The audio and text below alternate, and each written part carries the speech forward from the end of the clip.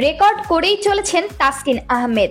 Bangladesh premier লিগের ইতিহাসে এক আসরে সর্বোচ্চ উইকেট নেওয়ার রেকর্ড করেছেন কিছুদিন আগেই। এবার ঢাকার প্রিমিয়ার লিগের ম্যাচেও করলেন আরেক রেকর্ড। তবে এই রেকর্ড তাসকিন ভুলে যেতে চাইবেন যত দ্রুত সম্ভব।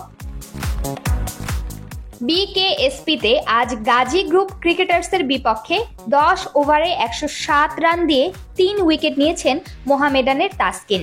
বাংলাদেশের তৃতীয় বোলার হিসেবে লিস্ট এ ক্রিকেটে রান বিলানোর সেঞ্চুরি করেছেন জাতীয় দলের এ পেসার।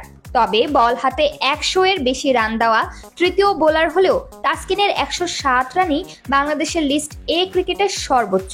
তার এমন বাজে বোলিংয়ে মোহামেডানের বিপক্ষে 5 উইকেট হারিয়ে 336 রান করেছে গাজী গ্রুপ। অধিনায়ক এনামুল হক 143 বলে করেছেন সর্বোচ্চ 149 রান।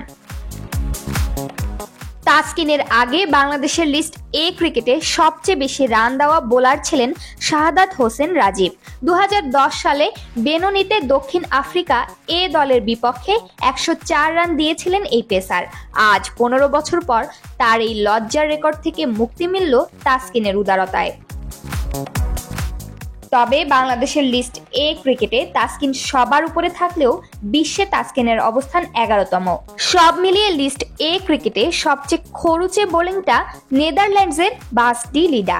2023 বিশ্বকাপে দিল্লিতে অস্ট্রেলিয়ার বিপক্ষে 2 উইকেট নিতে 115 রান খরচ করেন তিনি।